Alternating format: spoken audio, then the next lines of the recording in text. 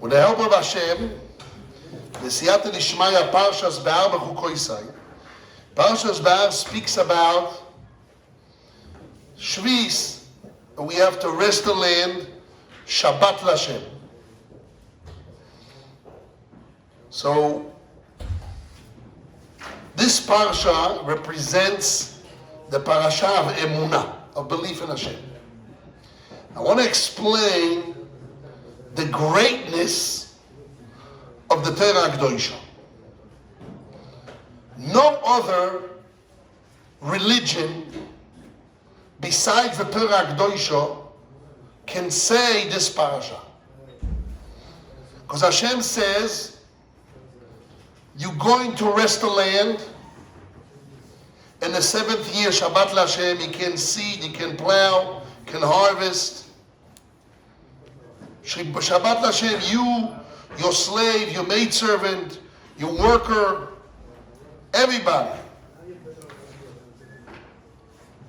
And then there'll be, in 7 times 7 will be a Jubilee year. Said even 2 years, sometimes 2 years straight. And then what happened? The Torah says, don't worry.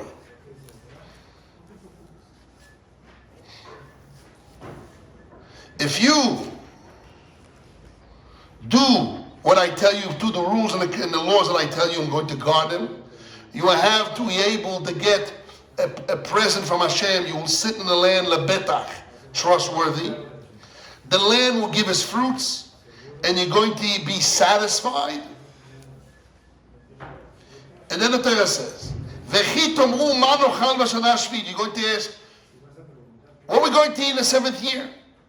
Elu nizra, we're not going to seed. We don't collect, harvest our wheat. So Hashem says, V'tzivisi es birchosi lochem b'shana shishis. I will command my blessing in the 6th year. Ve'asot es tvuah l'shalosh shanim. The tvuah, the wheat of the 6th year will be enough for 3 years. The 6th, the 7th, and the 8th, until they plow and they seed again in the harvest. Now 1 second. Very simple. If this didn't happen, right away on the first sabbatical year, the Jewish people come and see that a 6 years harvest is not blessed for 3 years. They stop doing Hashem's will. And for thousands of years, hundreds of years, the Jewish people kept Shmitah, sabbatical year. And the 6th year had enough blessing for 3 years. In Eretz Israel, in 1940s, there was a big plague of arbe. Arbe is grasshopper. And there was very few places that kept Shmitah. Totally. No tricks and no binds, no selling to Arabs, nothing. Directly believing in Hashem.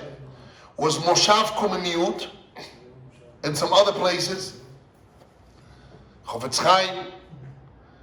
And the plague of the grasshoppers, because the nature of grasshoppers, they fly together as a group. That's the nature, as a group. That's why the kosher grasshopper is called Chel Hashem, the army of Hashem. It's an army. And not only that, it says in the Midrash that if you look above the grasshopper, I saw once a movie about a clip about it, that you see the letter of Hashem's name on top of the grasshopper. You can see it. There's a famous story when Reb Chaim Kanievsky died. So Rabbi Zilberstein stood up and he said in his Levaya, in his funeral, that Rabbi Chaim Kanievsky wrote a book about Arbe, and he had some questions about it. So Hashem brought a miracle, and a grasshopper flew through his window, and flew where to his tender, so he was able to watch it, him and his chavrusa. And when he finished to watch it, and he solved all his questions and went away. Yes? No, it's in the contrast itself. He said, the Baal Teva gave me answers. Right? So he saw it. Now, the biggest miracle is because a grasshopper doesn't come on its own. Only goes as a group. That's the type of a creature it is. It only goes with a group. And it came on its own, and it came to his window, came to his stender. When he finished to look at it, flew away. And then they brought in from a laboratory a grasshopper to ask Reb Chaim Kanievsky. I saw that clip when he was still alive. And they said, this is the grasshopper you saw. He looked at it and says, yes, this is it.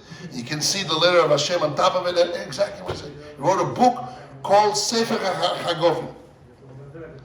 So when there was a plague of grasshoppers in Eretz Yisrael, all the places where they kept Shmitah was totally saved. The grasshoppers in touch, like they flew away around, not to the place where they got Shmitah. Many years ago, about 14 or 21 years ago, I don't remember the exact years, was a big 2 weeks. No, it was 14 years ago, because I know that's when my daughter was married, she was born.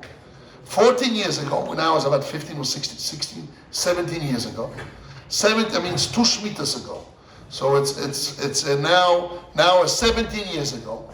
17 years ago, in the winter, was a very strong winter for 2 weeks. Was called frozen 2 weeks. Was ice, -2 or 3 0 Celsius. And what happened? All the vegetables and all the fruits got destroyed.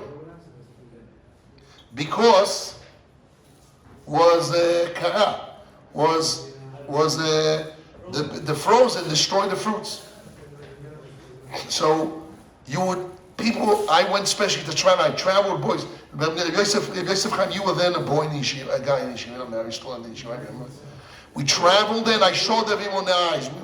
We won a car and we went to Bet Shan area next to Tveria, and you will see the right side. They didn't keep Shmitah. All the bananas, everything were falling down and crumbling. The left side was keeping Shmitah. All the bananas were ripe and beautiful and big and giant. Mamish. You were able to come and see in your own eyes.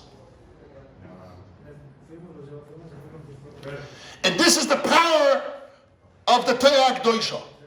Nobody can do that. Nobody can say such a thing that you can check it out right away.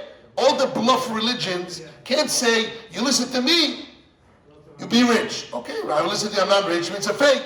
You listen to me, you're going to have long nose. I don't have. Listen to me, I'm going to have this children. Did it happen? He tells the entire Jewish people, you keep Shmitah, you're going to have a blessing in the 6th year for 3 years. And every sabbatical year, the 6th year of Shmitah, we had a blessing for 3 years. It was a reality. Every year, every Shmitah year. It's amazing. So it's not only a parsha of Emunah, it's a parsha of Emunah that you can trust Hashem. You can trust Hashem, you can see the blessing. Like the Torah says, give 10% of your money, 20% of your money to charity. Aser b'shvil shetitasher. You give ma'aser, you give 10%, you're going to become rich.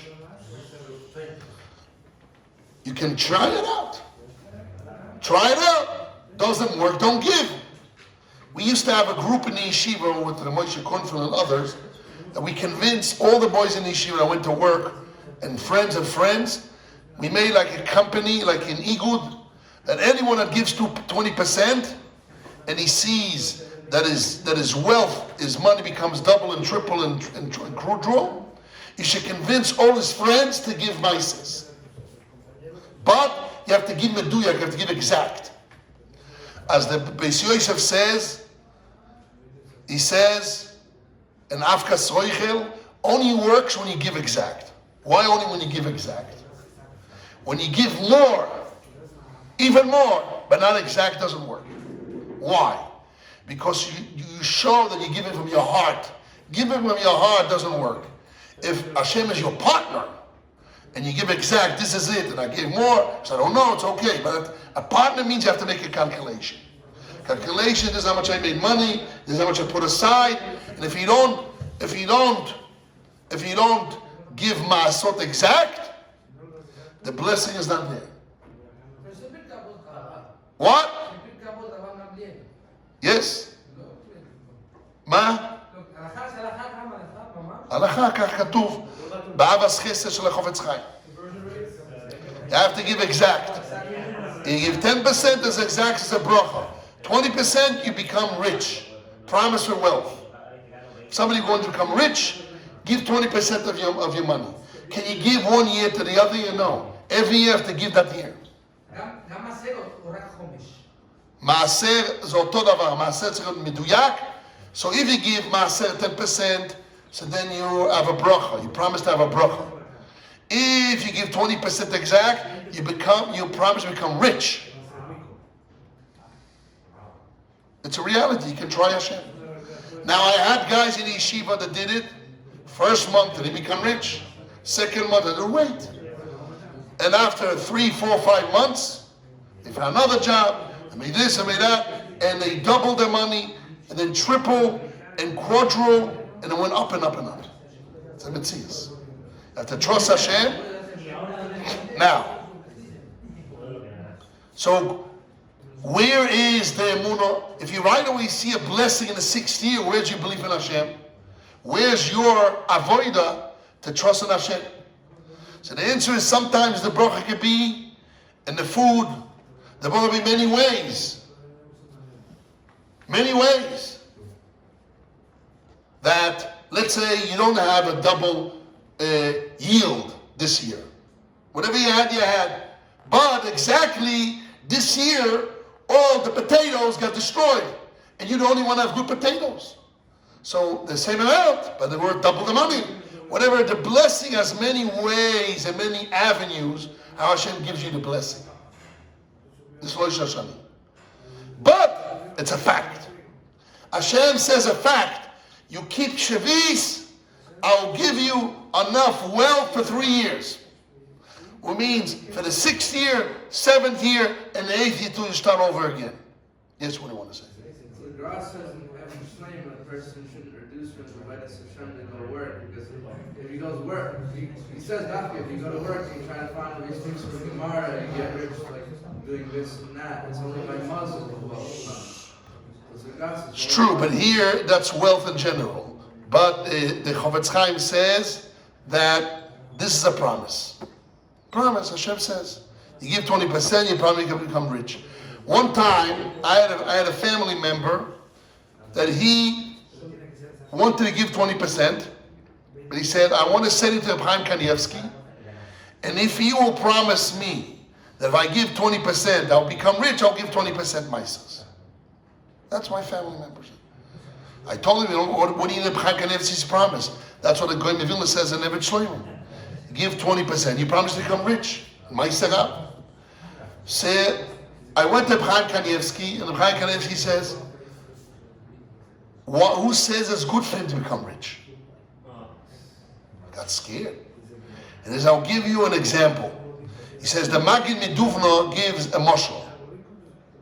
There was a guy that had a field next to a river. And every time he had to work very hard to go all the way down deep to the shore of the river and go down and pick up some water in buckets and bring it to the field. It was a hard job. So he prayed, Hashem, help me.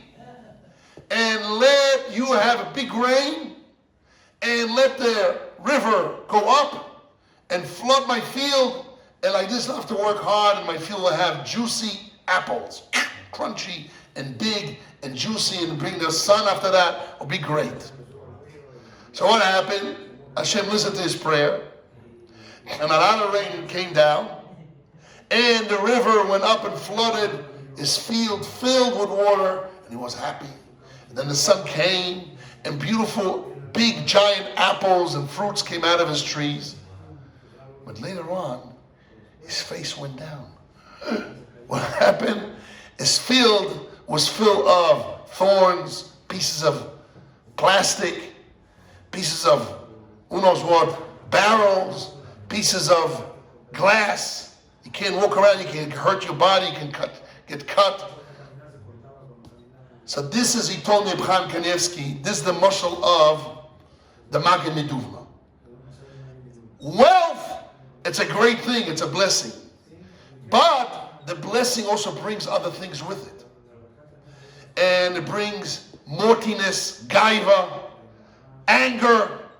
So he says, afterwards, when the water goes away and it dries, you live with what? With bad mitos.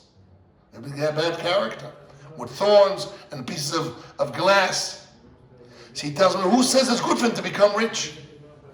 I was afraid to come back to my family member and tell him that. It means as if he told him, it's not good for him to become rich. I was afraid, but that's what he told me. So the Torah K'dosha, and those two places, Maisres and Shviz, the Torah promises a physical promise. And the Gemara says, you're allowed to test Hashem. You're allowed to test Hashem. B'chanuni na bazot. You can test Hashem. On Maisres and here in Shviz, those things were tested. And not only that, people that left the field at home and they went to Aliyah Laregel, they went to the Three Golim, previous parsha, to bring korbanot. They left their house and they asked the neighbors, the Goshen neighbors, to guard their houses. And it was miracles. Nobody came and robbed the wealth and destroyed the wealth. Everything was kept well. It was a lot of physical nisim that the Torah promised, and we were able to check and see in your own eyes. So all those mitzvahs, Shmitah is once every 7th year, you have to have a field, but Maasrot, we have. Everyone can give Maasrot. You make a couple of pennies, you work for the yeshiva, you pick up the potatoes, you do those more, the meat, I'm just joking, but whatever you do, you get paid a couple of pennies, you have to give Maasrot. You give Maasrot exact, you'll see a bracha. If you give Maasrot exact 20%, you become rich. It's a promise.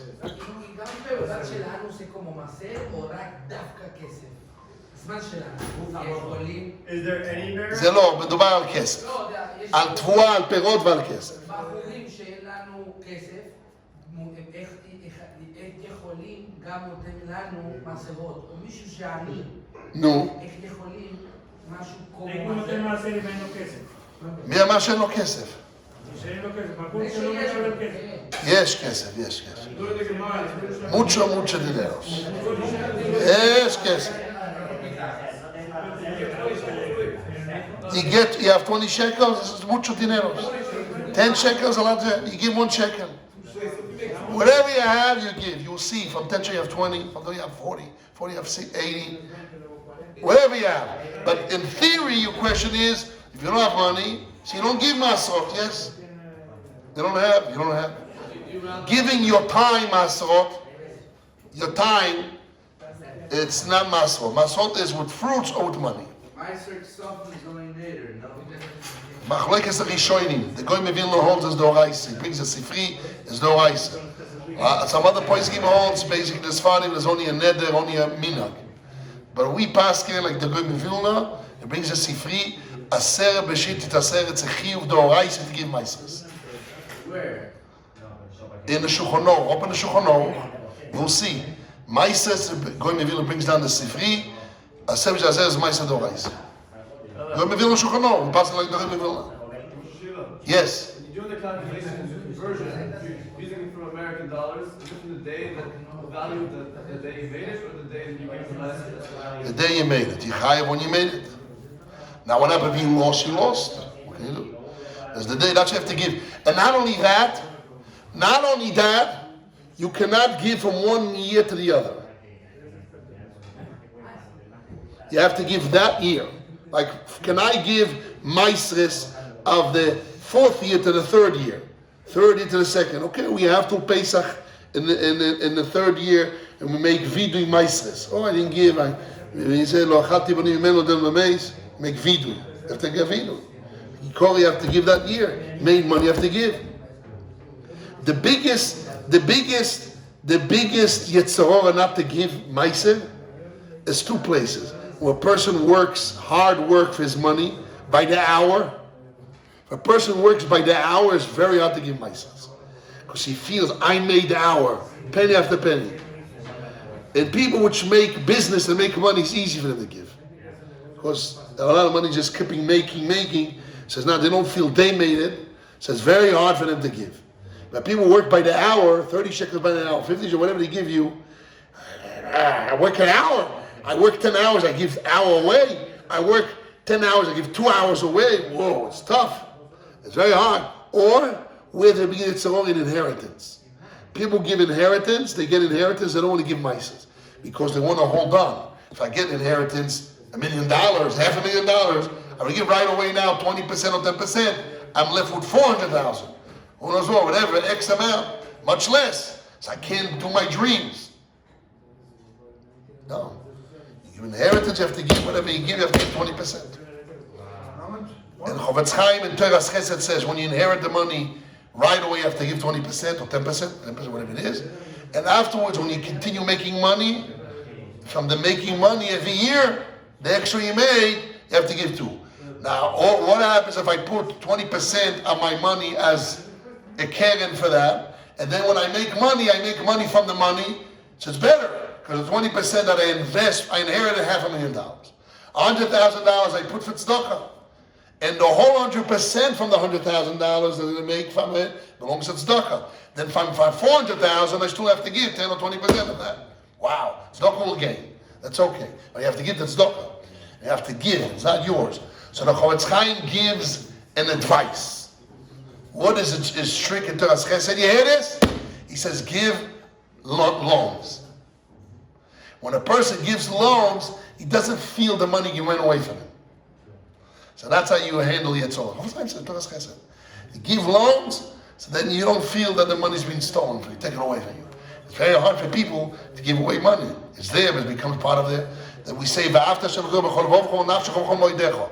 V'chol nafshecha is your soul, v'chol moedecha is your money. Why? Because some people, their money is more than the soul. Money is themselves, more than themselves. They rather lose their body and not give away the money. Some people are that. Yesh mamonim chavim legufon, and it says tzaddikim, the money is more than the body. Why? Because they don't steal. What? So honest money. Honest money, don't steal. A penny is stolen. It's very hard to have honest money. Very hard. Very, very hard. Most rich people, and I investigate this, most rich people, the money was started from stealing and robbing and putting up people down and cheating and cutting. Very hard. They get pure good money. So they give a lot of charity, but it doesn't cover the stealing what they did and they rob and people feel bad and angered or whatever it is. The Ikar is what my message is. This is Parshas of Amunah. Only the Torah Kedosha can promise physical things, and we can rely on Hashem, and we can prove it. Like Maises, like Shmitah, like Aliyah Laregel, all those mitzvos mentioned are things that you can test Hashem and you can see in reality in the physical world that it's real. And that's in America. They made rules. What is considered kat? Did I say kat? Kat is a cult. What is considered a cult? What's in the religion and cult? Superstition? No. They say cult means somebody can promise things and you cannot prove it. Superstition. Superstition, you cannot prove or disprove. He says behind this wall there's a dragon with 7 mouths and he spits fire. Nobody can say yes or no.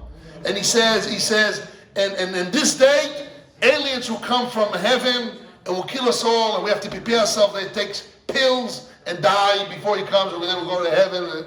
Nobody can disprove it. He's a guy he has charisma and this and that, and people believe in it. That's a cult. It's not Hashem, we're not a cult. We have real things. A religion with Torah Kedosha that we can test, and it's real. Shabbos, have a good week.